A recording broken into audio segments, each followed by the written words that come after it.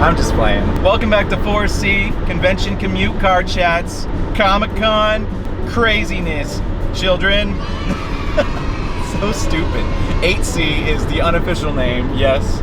In this episode of 4/8C, we are going to talk about how do you get to cons? How do you drive to your convention, especially if you're an artist? But usually, most big conventions are outside of your own town. So you're gonna have to drive there, and most people live hours away. How are you gonna get to your convention safely, on time, and in one piece? So let's talk about it.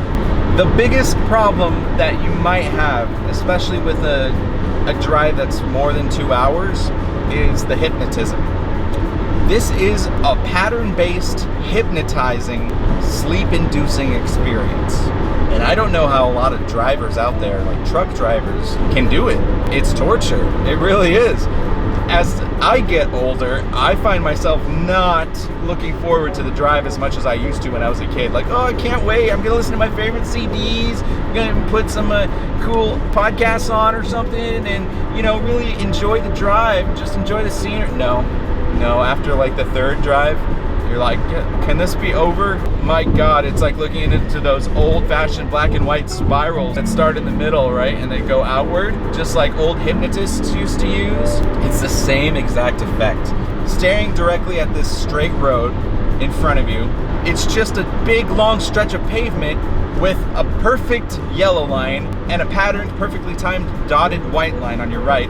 And the vanishing point is right in front of you, so it's that same spiral, pattern-based effect that is just hypnotizing to the mind, and it makes you want to take a nap.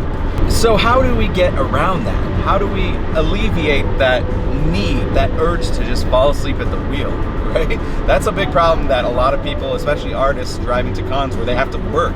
You're driving to work, this is your commute, right? So what are some methods, tips and tricks, and strategy that we can put into action to alleviate that effect and, curb that need to just fall asleep and take a nap in this recliner? Because every car chair is a recliner if you think about it. It's not as comfortable as the lazy boy at home, but I still feel like a lazy boy. Here are a few tips and tricks that I've learned to help me stay awake at the wheel. Tip number 1, bring a coffee. And I'm not talking about just normal coffee or even black coffee. I'm talking about those energy coffees or an energy drink in general. Caffeine will do the trick for a little bit, but you're gonna need a little something extra. You're gonna need that B vitamin boost to help employ all the energy that's in the food you ate, like for breakfast or lunch or whatever you left, to make more energy for your body, to give your brain more brain activity, more oxygen, carry all those vitamins. That's another thing. Take vitamins. You can't get all your daily intake of normal vitamins and minerals in food. Take a daily vitamin every morning. That'll keep you awake to a point, right? And then you'll start to drift off. But that's where the energy drink comes handy. So an energy drink is definitely one way to go. Not milk. You don't want milk. Don't drink any dairy-based thing. Don't get a shake. Don't get any ice cream. Just avoid any dairy-based food or drink when you are about to go on the road, because that will make you sleepy. Dairy has something inside it that makes you want to take a nap, okay? So if you're gonna get that chocolate shake with that burger and fries on the stop, no, avoid the chocolate shake. Get some caffeine instead. I'm almost to my exit, gonna stop at a truck stop, which brings me to my next tip. Tip number 2, take breaks. Breaks always help. If you're gonna go the long drive, like the longest I've ever had to drive was about 8 hours down to the south end of Missouri, I think. So we took breaks. We stopped at a lot of cool truck stops on the way. Even did some souvenir shopping. Like, give yourself some time, okay? Don't make that one big sprint in the morning that I tend to do a lot before those cons that are like 3 or 4 hours away. If you are going to take a long 8 to 10 hour drive or even longer, take breaks. Stop at a lot of places. You're gonna have to take breaks anyways. There's a magical brakes timer in your car that you cannot ignore, that you have to follow or you will die. It's called your gas tank, your fuel. If you run out of fuel, you have to stop.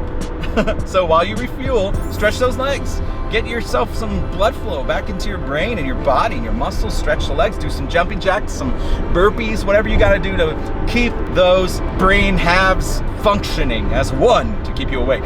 So take breaks. Another tip number 3, that kind of relates to taking breaks, is drive in shifts with a partner. I've got my partner right here, and every time I get super tired, she takes over the wheel. God bless her heart, lets me take a nap over there, which is really nice.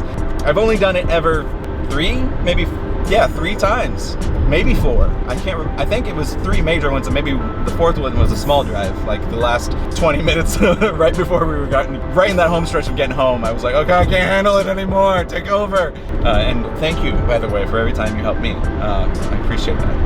So bring a friend, bring a brother or sister or loved one, significant other, mom or dad. Usually when you're sitting at your artist table, you have a helper, right? So why don't you guys drive together? That's, saves the earth, it saves you time and money, and it saves your brain from exploding on the side of the road. Drive-in shifts, God, thinking about sleep is making me so sleepy. Don't fall asleep when there's a truck right next to you. Tip number, are we on 4? Treat it like a video game. Honestly, it's really fun if you treat it like a video game. Put your hands on, like especially for you drivers out there who have a driving sim or actually drive real cars or just like driving games, even GTA, right? Mario Kart. Treat it like Mario Kart. Don't go crazy. Watch out when you get those mushrooms, okay? Don't go speeding crazy. Woohoo, woohoo, woohoo! None of that, right? No blue shells, no bullets, none of that crap. I just treat it like a fun game of, I gotta get there in one piece. That's all it is. I've got to get there in one piece, cart, woohoo! Especially if you're in those mountainous roads. When we got down to those mountainous roads in like Tennessee and Kentucky and Missouri, when you get in those mountainous roads, dude, it feels like a video game. You're like driving speed limit, right? But you're like, follow the drive lines, right? But treat each lane as if it was a video game, and it'd be a lot of fun. It really is.